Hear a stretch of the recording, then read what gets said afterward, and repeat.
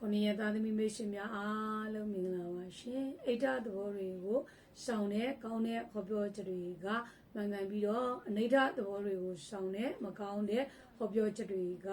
တက်စင်လွင်မပါစေ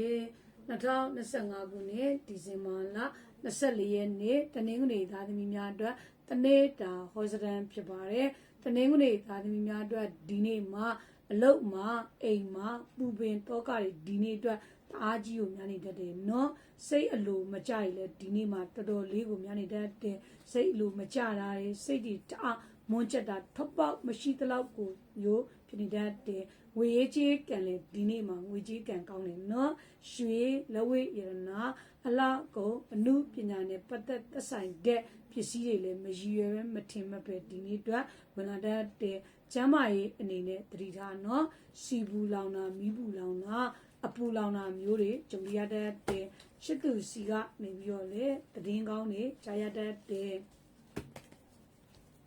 အိမ်တော်ရေးမှာလည်းအမျိုးသားစီကနေပြီးတော့လက်ဆောင်ကြီးကြီးရတတ်တယ်အကျိုးပေးတဲ့ကဏ္ဍကတော့နှစ်နဲ့ကိုဖြစ်ပြီးတော့အကျိုးပေးတဲ့အယောင်မှာအနီရောင်နဲ့ပန်းရောင်ပဲဖြစ်ပါတယ်ရေရရာအနေနဲ့အိမ်ရှိဖျားမှာတပြေ20ညွန့်ကလူပေးရမှာဖြစ်ပါတယ်ရှင်